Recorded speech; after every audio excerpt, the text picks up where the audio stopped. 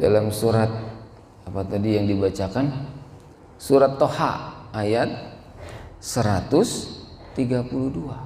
Apa bunyinya? Wa'mur ahlaka bis-sholati. Ini perintah dari Allah SWT. Masih ada waktu saya? Masih. Apa katanya? Dan perintahkanlah keluargamu. Apa katanya perintahnya? Perintahnya adalah laksanakan sholat. Ini Toha ayat 132. Ini perintah dari Allah Subhanahu wa taala.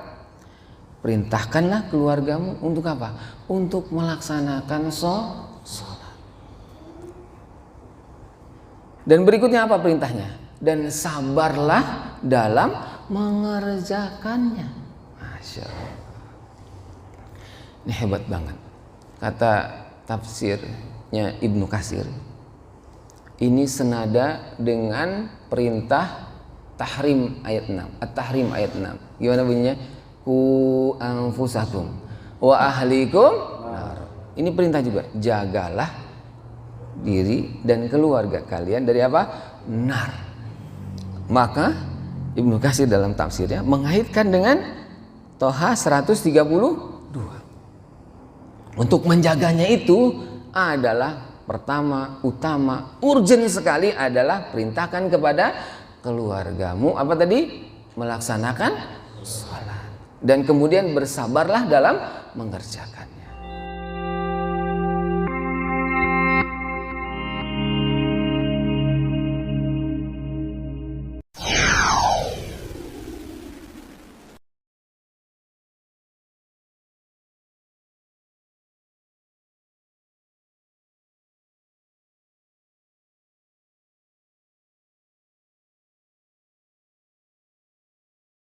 Assalamualaikum warahmatullahi wabarakatuh.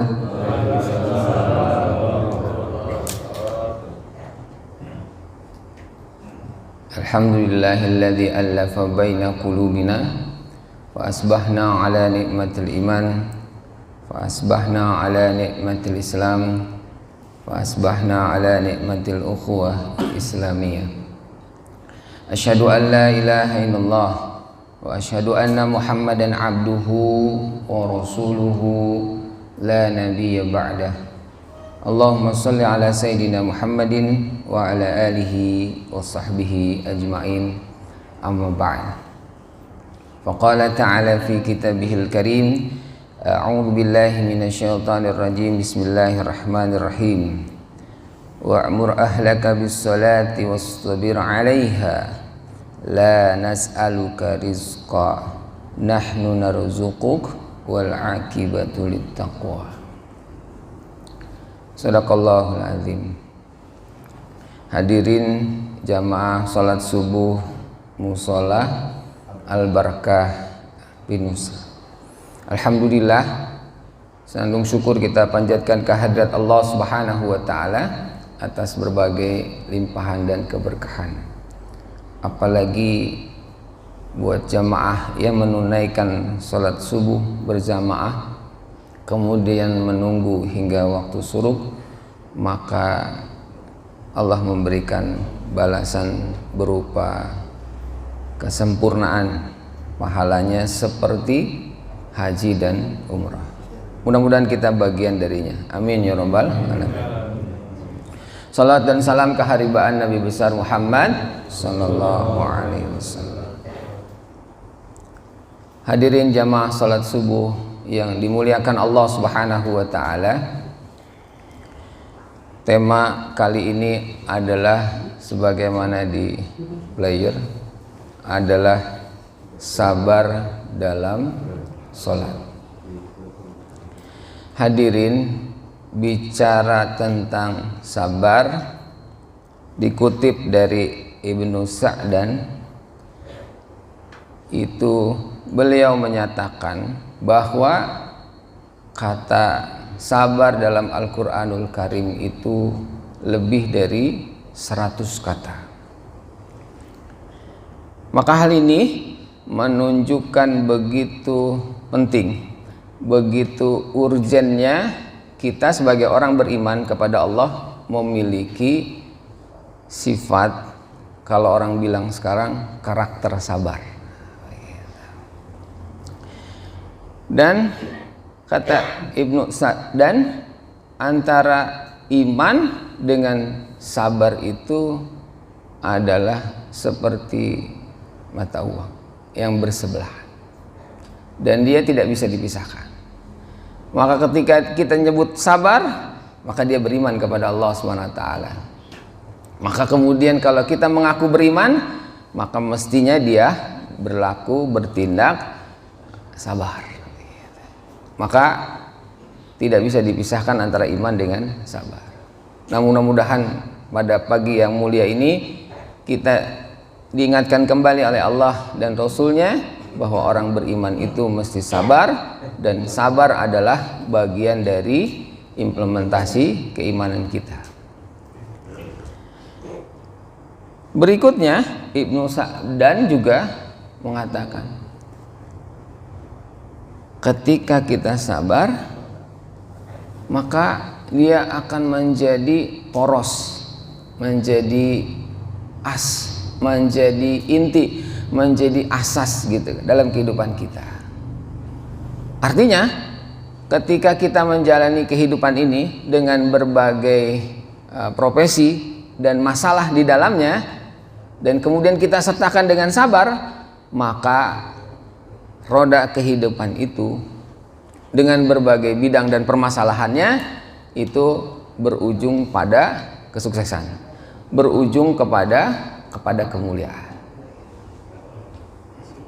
Dalam Riyadhus Shalihin itu dikatakan bahwa ketika kegiatan hidup diiringi dengan sabar, maka dia akan berdampingan dengan kesuksesan. Jadi kalau misalkan Pak Masri nanti sore umroh, begitu kan, kemudian diiringi dengan sabar, maka sesungguhnya umrohnya itu diiringi oleh kesuksesan. Kalau sabar. Begitu pula kalau seorang ayah, begitu kan, dalam mengarungi bahta keluarganya, memimpin istri dan anak-anaknya, kemudian diiringi dengan sabar, maka bapak, begitu kan ya, dalam menjalani keluarga itu diiringi ujungnya adalah kesuksesan. Kalau dia punya lembaga, misalkan lembaga pendidikan, dia mengiringinya kegiatan pendidikan itu dengan sabar, maka lembaga pendidikan itu akan diiringi dengan kesuksesan. Jadi apapun hamba Allah yang muslim beriman kepada Allah Subhanahu wa taala melakukan kegiatan, termasuk DKM dengan jamaahnya melakukan kegiatan pembangunan masjid ya Pak, yang di depan itu, diiringi dengan kesabaran yang sangat luar biasa, maka pembangunan itu akan diiringi dengan kesuksesan. Begitu pula ketika kita mengajarkan anak kita, begitu kan ya, untuk meraih cita-citanya, begitu kan. Cita-cita yang terbesar bagi keluarga muslim yang beriman kepada Allah adalah menjadikan anak-anaknya adalah anak-anak yang soleh, solehah. Itu sepakat para ahli pendidikan dalam Islam. Indikatornya sederhana, ketika makin hari anak itu adalah makin dekat dengan Allah SWT. Jadi betapa hebat sekolah, betapa mahalnya sekolah, lengkap dengan berbagai sarana prasarananya, ketika dia tidak menjadikan murid-muridnya, anak-anak kita, murid-muridnya itu makin dekat kepada Allah SWT, maka itu sungguh sangat disayangkan.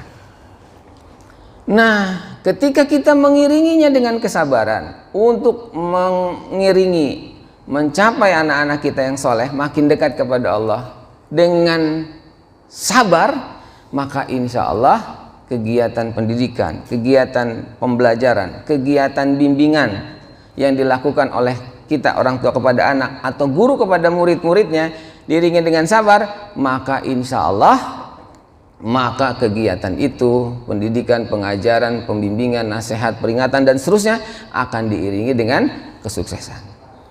Itu yang disampaikan sama tadi Ibnu Sa'dan. Satu. Yang kedua, kata Ibnu Qayyim dalam kitabnya Al-Fawaid halaman 95. Beliau mengatakan, Ibnu Qayyim rahimahullah, Jadi kedudukan sabar dengan iman itu seperti kepala dengan seluruh tubuhnya. Jadi kalau seluruh tubuhnya ini adalah iman, maka yang jadi sabar itu adalah kepala kita.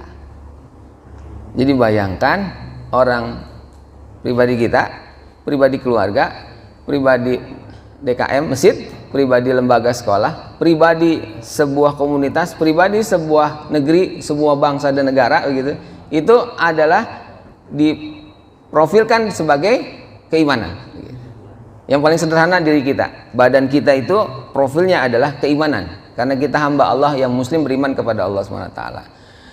Maka pribadi ini, sosok tubuh ini begitu, dia akan berarti, bernilai, bermakna dan bermanfaat begitu kan ya, ketika ada kepalanya. Betul? Manusia kalau nggak ada kepalanya gimana? Serem, menakutkan gitu ya. Jangan-jangan kayak Ferdi Sambo gitu kan. Astagfirullahaladzim gitu. Nah, jadi kalau begitu orang beriman, sosok pribadi orang beriman utuh begitu kan ya, dia akan bernilai, bermakna, bermanfaat begitu kan ya, buat siapapun juga ketika dia memiliki kepala, dan kepalanya itulah yang disebut dengan sabar. Jadi hikmahnya menurut Ibnu Qayyim rahimahullah, nih pribadi ini akan bernilai, bermakna, bermanfaat begitu kan ya, keluarga ini akan bernilai, bermanfaat, masjid ini bernilai kemudian bermanfaat, apapun dia gitu kan ya, maka ketika ada sabar. Jadi hadirin yang dimuliakan Allah Subhanahu wa taala. Berikutnya yang ketiga nih, kata Syekh As-Sa'di rahimahullah dalam taisirnya Latifil Mannan. Apa katanya? Kata Sa'di, Syekh Sa'di, meraih kemuliaan itu adalah dengan iman, amal soleh. Jadi kata Syekh Sa'di ada dua syarat begitu. Kalau kita mau sukses di dunia, kemudian di alam barzah, kemudian di padang mahsyar, sampai kemudian kita diponis oleh Allah melalui pemeriksaan malaikat begitu kan ya, masuk surga begitu kan. Syaratnya dua, yaitu apa? Iman dengan amal soleh, kata Syekh Sa'di. Maka untuk mengoperasionalkannya keimanan, kemudian mengeksekusinya amal soleh, itu adalah dengan perekatnya sabar. Jadi kalau kita menjalankan iman tanpa sabar begitu kan ya, maka kadang subuh gitu kan ya, terus banyakan nggak subuhnya gitu kan ya, maksudnya di masjid salat berjamaah. Kenapa? Karena nggak pakai sabar begitu kan ya. Kadang infaknya kenceng gitu kan ya, kadang infaknya besar begitu kan ya, kadang infaknya nggak pakai mikir-mikir, buka dompet kemudian ambil uang gede tuh gepokan masukin begitu gitu kan. Karena apa? Karena ada sabar di sana begitu. Tapi kalau misalkan iman tanpa sabar begitu kan ya, maka dia mikir gitu kan ya. Walaupun di dompetnya banyak, mikirnya apa? Wah, kalau saya kasih 100.000 sayang nih buat bensin seminggu begitu kan ya. Saya kasih 100.000 begitu kan, lumayan nih buat anak jajan 3 hari gitu kan ya. Saya kasih 100.000 begitu kan ya. Nanti bini nanyain mau beli sayur mana duitnya gitu kan. Mendingan beli sayur gitu kan ya. Nah, begitu. Itu kalau apa? Kalau iman nggak ada sabar begitu. Nah, begitu pula amal soleh. Dia kalau dengan sabar seperti pelumas begitu, maka amal solehnya itu istiqomah gitu loh. Makin ajak gitu loh. Itu amal soleh dengan apa tadi? Dengan sabar. Nah yang hebatnya adalah ketika bapak begitu kan ya, melakukan kedekatan, keeratan, kemesraan, keintiman bersama anak-anak itu pakai sabar Pak. Gitu. Kalau ayah ingin berhubungan, berdekatan, erat, intim sama anak, enggak pakai sabar, tuh anak kabur. Apalagi sekarang anak milenial gitu. yang zamannya latar belakangnya beda sama kita. Begitu. Nah kalau nggak pakai sabar, ya Allah, kita ngomong dia main HP. Gitu. Nah, gitu. Jawabnya ntar 2 menit kemudian. Iya Pak, gitu kan ya. Kenapa? Ya karena memang dunianya seperti itu. Begitu. Nah kalau nggak pakai sabar, itu amal jadi marah-marah, begitu kan ya. Bisa dikepret tuh anak. Weh, bapak lagi ngomong ini, begitu kan ya. Kagak sopan banget gitu. Karena apa? Karena amal nggak pakai sabar. Akhirnya apa? Emosional, marah-marah. Akhirnya yang terjadi apa? Pemaksaan. Dan anak sekarang itu nggak bisa dipaksa, begitu kan? Nggak bisa dimarah-marahin. Enaknya apa? Dia bermitra anak sekarang itu. Anak kita tuh zaman sekarang anak milenial, generasi Y, generasi Alpha, anak-anak kita sekarang. Yang masih SD itu generasi Alpha. Nah seperti itu. Nah kecuali kalau bapak ibunya ada kesepahaman dengan ketegasan kedisiplinan, begitu kan. Ketika masuk pesantren sama-sama sepakat, begitu kan ya. Maka insya Allah iman jadi, amal soleh mantap, dan sabar mengiringinya keduanya. Itu kata siapa tadi? Ibnu Qayyim. Jadi kalau kita ingin sukses gimana tadi? Iman dengan amal soleh, begitu kan ya. Maka untuk menjalankan keduanya apa tadi? Mesti sabar. Begitu pula kata Syekh Sa'di. Nah, pelajarannya gimana? Kalau dalam sekolah itu sarananya apa? Medianya apa? Caranya kayak gimana? Atau strategi modelnya kayak gimana? Nah Allah kasih panduannya pada kita. Yang pertama, surat Al-Baqarah surat 2 ayat 45. Ini sering kita baca oleh imam-imam salat. Gimana? Wasta'inu gimana? Bisabri wassalah. Wa innaha lakabiratan illa 'alal khashi'in.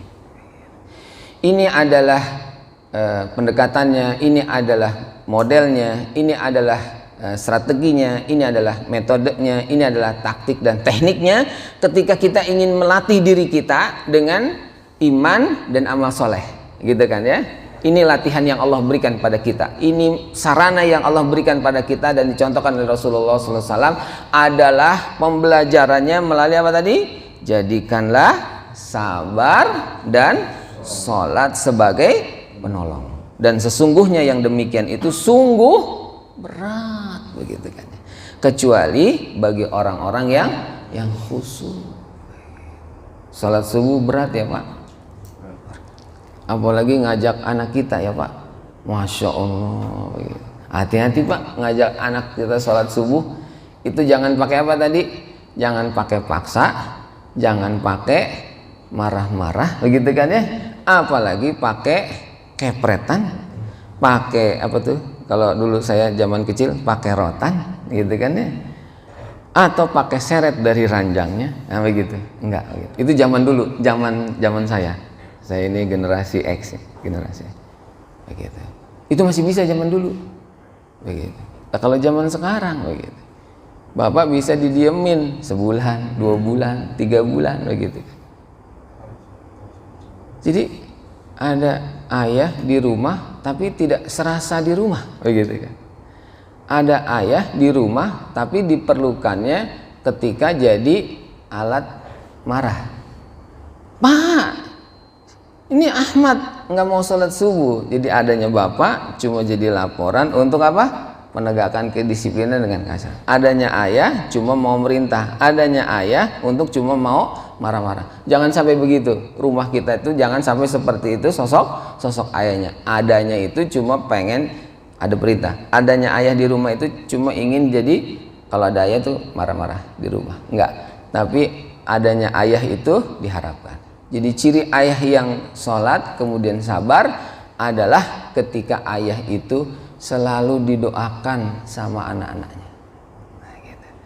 Diminta ataupun tidak diminta, gitu. Dan perlu diingat, anak itu investasi kita di dunia, di alam barzah, sama nanti di negeri akhirat. Keberhasilan ayah begitu kan, dan ibu begitu kan ya, itu ada pada hadis yang kemudian yang ketiga adalah meninggal semua gitu kan ya, kecuali 3. Yang ketiga adalah anak soleh yang selalu mendoakan kedua orang tuanya. Nah ini pakai iman, pakai amal soleh, kemudian perkatnya eksekusinya apa tadi? Sabar. Latihannya apa? Latihannya sholat. Al-Baqarah 45. Maka oleh karena itu, hadirin jamaah sholat subuh yang berbahagia, maka asas, poros, inti begitu kan ya, pembelajaran dari iman begitu kan, amal soleh dengan sabar itu adalah melalui sholat. Kalau begitu pembelajaran sholat di rumah menjadi hal yang pertama, penting dan utama. Jadi sesibuk apapun kita, serepot apapun kita begitu kan ya, sehebat apapun jabatan kita begitu kan ya, sekaya apapun kita punya duit, harta dan seterusnya begitu kan ya, dan sehebat apapun pengaruhnya dia di masjid, apapun sekali berulama begitu kan ya, ustadz ataupun pejabat begitu kan ya, ataupun tokoh masyarakat yang berpengaruh, maka ketika ada di dalam keluarga yang jadi apa tadi, urusan pertama penting urgen begitu kan ya, adalah urusan sholat. Jadi kalau matematika, bahasa Inggris, oke, tapi urusannya berikutnya. Kadang kita salah kaprah begitu kan ya, membesarkan otak anak itu dengan dileskan matematika, dileskan bahasa Inggris. Penting, oke, saya setuju banget begitu kan ya. Tapi kemudian ia terlupakan, ia terlewatkan. Sesungguhnya yang paling pertama, penting, esensial begitu kan ya, urgent dan manfaat adalah tadi apa? Pembelajaran tentang sholat. Karena dia adalah latihan kesabaran, dan kesabaran itu adalah perekat kesuksesan antara iman dengan amal soleh. Nah, maka ini dia dalam surat apa tadi yang dibacakan, surat Toha ayat 132. Apa bunyinya? Wa'mur ahlaka bis-sholati. Ini perintah dari Allah SWT. Masih ada waktu saya? Masih. Apa katanya? Dan perintahkanlah keluargamu. Apa katanya perintahnya? Perintahnya adalah laksanakan sholat. Ini Toha ayat 132. Ini perintah dari Allah Subhanahu wa Ta'ala. Perintahkanlah keluargamu untuk apa? Untuk melaksanakan sholat. Dan berikutnya apa perintahnya? Dan sabarlah dalam mengerjakannya. Masya Allah. Ini hebat banget. Kata tafsirnya Ibnu Katsir, ini senada dengan perintah tahrim ayat 6. At-tahrim ayat 6. Gimana bunyinya? Ku anfusakum wa ahlikum nar. Ini perintah juga. Jagalah diri dan keluarga kalian dari apa? Nar. Maka Ibnu Katsir dalam tafsirnya mengaitkan dengan Toha 132. Untuk menjaganya itu adalah pertama, utama, urgent sekali adalah perintahkan kepada keluargamu apa tadi? Melaksanakan sholat. Dan kemudian bersabarlah dalam mengerjakannya. Ini ada contohnya dari Umar bin Khattab, sahabat kedua setelah Abu Bakar. Jadi apa kebiasaan dari Umar bin Khattab? Kebiasaan dari Umar bin Khattab itu adalah ketika ia mau berangkat sholat, mulai dari persiapannya sampai dia mau berangkat sholat, itu dia selalu apa? Selalu ngajak istri dan anak-anaknya. Kalau di sini bahasanya ayah mau sholat ke masjid. Bangun, tolong bangunkan anak-anak kita. Itu kebiasaan dari siapa? Umar bin Khattab. Ketika ia sholat, pasti dia apa? Mengajak istri dan anak-anaknya, begitu kan ya? Untuk apa? Untuk melaksanakan sholat. Jadi besok nih atau nanti, begitu kan ya? Kalau kita mau berangkat kerja, ingetin istri dan anak-anak kita. ayah mau berangkat kerja, jangan lupa ya nanti zuhur sholat, karena ayahnya nggak ada di rumah kan. Gitu. Ini mengaplikasikan tentang apa yang dilakukan sama tadi Umar bin Khattab. Mah, nanti tolong ingetin anak-anak kita sholat. Kalau dia sekolahnya di sekolah Islam, aman, karena zuhurnya sudah menjadi sistem, gitu kan. Nah, repotnya kalau dia nanti anak-anak kita di sekolah negeri, baik SD, baik SMP, SMA ataupun kuliah, gitu kan ya. Nah, itu nggak ada sistem yang kemudian dia membuat situasi milieu gitu untuk melaksanakan sholat, begitu. Maka ingetin, pokoknya dia sekolah Islam ataupun bukan di sekolah Islam, tetap kewajiban kita seperti mana Umar mengerjakan surat Toha ini 132 adalah ketika kita berangkat sholat, maka kemudian kita ingatkan, dan itu butuh kesabaran. Tandanya adalah kita istiqomah, konsisten, terus menerus gitu loh, nggak bosen-bosen. Bangun sholat, ayo sholat. Ingat, tidak pakai paksaan, tidak pakai apa tadi, marah-marah, begitu kan ya, apalagi pakai ancaman. Nah, hadirin yang dimuliakan Allah Subhanahu wa taala, itu yang pertama, aplikasi dari Toha menurut siapa tadi? Yang dilakukan oleh Umar bin Khattab. Nah, kemudian berikutnya dari sisi pendidikan,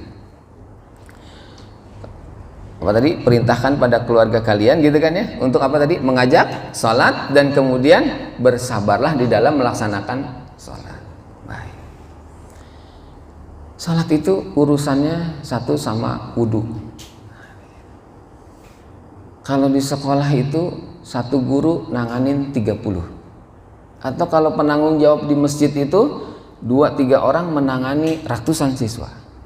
Ketika pengawasan wudhu itu keteteran, nah gitu kan. Maka ini strategis sekali. Sekolah dengan keluarga adalah mitra. Nah, ini buat ayah, buat ibu, sabar dalam melaksanakan sholat, termasuk adalah pendampingan ketika wudhu. Sedih banget ketika mereka wudhu itu, nak cepet banget nak wudhunya. Iya kan Pak, udah kena air, gitu kan ya. Oh iya, sudah kena air. Boleh Bapak lihat sikutnya, gitu kan ya. Masih kering nak. Gampang Pak, tuh basah Pak, gitu. Astagfirullahaladzim. Kan mesti sabar kan, gitu. Coba lihat tumitnya sama mata kakinya. Iya Pak, masih kering, begitu kan ya. Gampang kok Pak, basahin lagi, gitu kan ya. Astagfirullahaladzim. Coba dong, Pak Asep mau sentuh telinga, boleh? Oh boleh Pak, begitu kan ya. Lah ini belakang telinga masih kering juga. Ah Bapak ini bawel kan. Oh nah, begitu kan ya. Kalau siku masih kering, kemudian tumit belakang masih kering, apalagi mata kaki masih kering, dan telinga bagian belakangmu masih kering, itu wudhunya belum lengkap. Nah, coba kalau mau dapat nilai 10, ada yang salah 1, lengkap enggak nak? Begitu. Enggak Pak, kamu mau 10 apa mau 1? Gitu. 10. Jadi kalau gitu wudhu lagi ya. Kata dia kan gitu, anak-anak begitu kan ya, gitu. Itu cara tidak maksa, tidak pakai marah-marah, apalagi pakai ancaman gitu. Itu anak gitu, anak sekarang begitu. Dan itu mesti pakai sabar begitu. Lah kita yang nggak dilatih sabar begitu kan ya. Astagfirullahaladzim, gitu kan ya. Lu gimana sih? Wudhu begini aja, begitu kan ya? Kagak bisa begitu. Wudhu lagi, wah kan repot tuh gitu kan. Gitu. Nah dia akan nyontoh nanti kalau dia udah gede. Oh bapakku mengajarkan wudhu pada anak-anaknya kayak gini, maka dia ngikutin begitu. Nah akhirnya kemudian singkatnya kita bermitra antara kemudian pendidik dengan orang tua terkait apa dengan sholat. Jadi wudhunya disabarin. Maksudnya disabarin, dampingi ia dengan sabar, ajari ia dengan pelan-pelan, contohin dengan santun dan bukan cakap-cakap begitu. Itu wudhu. Nggak lama Pak, nggak lama ngajarin wudhu, paling sekali 2 kali seminggu atau paling lama sebulan, dan itu butuh waktu dan itu butuh kesabaran. Pak, wudhu pada saat anak-anak itu strategis karena dia akan pakai sampai tua. Saya tanya nih, saya dapat pelajaran sholat dari kecil kan? Dari kecil. Perhatikan, pengetahuan kita, praktek sholat kita itu didapat dari saat kita SD. Kecuali yang pesantren ya Pak ya, kecuali yang pesantren. Kalau yang sekolah umum kayak model saya dapat pelajaran pengetahuan sholat dan praktek sholat itu adalah ketika waktu kecil, waktu SD. Karena ibu bapak saya umum, juga bukan pesantren, begitu kan. Sudah, dan itu ilmunya akan kepake sampai SMP, sampai SMA, sampai kuliah, sampai dia nikah, sampai dia punya anak, sampai sekarang, begitu. Nah kemudian kalau nggak diperbaharui dengan cara apa nih, seperti ini taklim begitu kan ya, kemudian pengawasan, praktek pengawasan begitu, maka wudunya nggak berubah-berubah. Jadi kalau anak tadi tidak diingetin, kemudian dicontohkan, maka dia akan wudu seperti itu sampai dengan SMP, SMA, bahkan kemudian nikah. Dan itu saya dapati pada teman saya yang sudah sekarang gelarnya doktor. Masya Allah, suatu saat bareng sama dia sholat begitu kan ya, di puncak begitu. Dah wudulah bareng. Sengaja saya lamain wudunya. Saya mau tahu nih dokter ini gitu kan ya, wudunya kayak gimana. Astagfirullahaladzim, ya Rabbana ya salam begitu kan. Seret, seret, seret gitu kan ya. Kakinya tinggal seret, seret begitu aja. Maaf Pak Dokter gitu kan ya. Ini ilmu wudhu dari mana gitu kan, karena saya udah teman begitu kan. Dia bilang, ya ini ilmu wudhu dari dulu waktu kecil, nggak berubah-berubah begitu. Astagfirullahaladzim gitu. Maka sekali lagi wudhu, dan itu mesti sabar dan diajarkan sejak dini. Kalau untuk SMP SMA gampang ngingetinnya gitu. Nah setelah itu apa, ketika dia berjamaah di masjid pakai adab masjid. Gimana adab masjidnya? Masuknya doa Allahumma ftahli abwaaba rahmati. Kemudian apa? Tempati shaf terdepan. Itu mesti pakai pendampingan. Kemudian apa? Luruskan, begitu kan ya? Maka ketika sudah azan, maka dia berdoa. Karena antara azan dengan qomat apa? Mustajab, begitu kan ya? Waktu yang mustajab untuk Indonesia. Tapi kalau yang umroh besok nih, ada tempat mustajab dan ada waktu-waktu mustajab. Makanya nanti nitip buat jamaah, gitu kan ya, buat siapapun yang dibayangkan ada tempat mustajab, ada waktu yang mustajab, maka kita berdoa kepada Allah Subhanahu wa taala, mudah-mudahan nih al-barakah ya. Berkah kampungnya begitu kan ya. Selalu turun rahmat dan hidayahnya dari Allah Subhanahu wa taala. Nah, termasuk sabar di dalam sholat. Kalau anak-anak sholat itu pengennya cepet Pak. Kita juga kadang kalau dapat imam yang bacaannya panjang begitu kan ya, imam lama banget nih, apalagi waktu taraweh gitu ya, waktu taraweh gitu kan ya. Siapa nih imamnya? Astagfirullahaladzim, imamnya nih amayatasa'alun gitu kan ya. Nah itu dalam surat Toha, bersabarlah di dalam mengerjakannya. Maksudnya apa? Takbirnya mesti benar, rukunya mesti benar gitu kan, itidalnya mesti benar, semua gerakannya mesti benar, termasuk bacaannya, termasuk lama waktunya. Ketika kita berjamaah dengan imam yang kemudian bacaannya enak dan panjang, kita mesti bersabar, insya Allah. Nah ketika latihan sabar di dalam sholat begitu kan ya, itu terus menerus begitu kan, continue, maka dia akan melahirkan apa tadi? Keistiqomahan di dalam ketaatan gitu kan ya. Kemudian apa yang kedua, kata Ibnu Qayyim, yang kedua kita akan mendapatkan dia tegar untuk tidak melaksanakan, tidak tergoda dengan maksiat begitu kan ya. Dan dia tahan banting ketika ada ujian musibah dari Allah Subhanahu wa taala. Itu kata Ibnu Qayyim, ketika kita apa? Latihan sabarnya melalui sholat sukses begitu.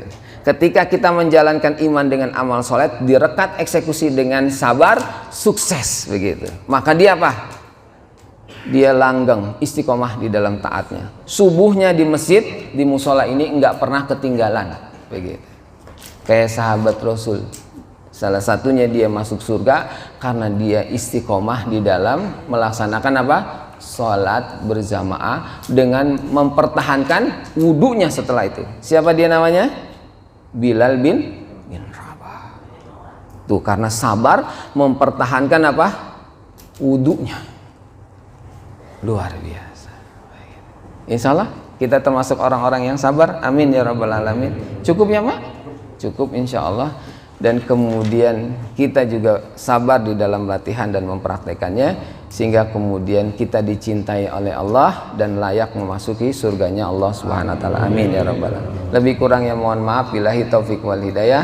Assalamualaikum warahmatullahi wabarakatuh.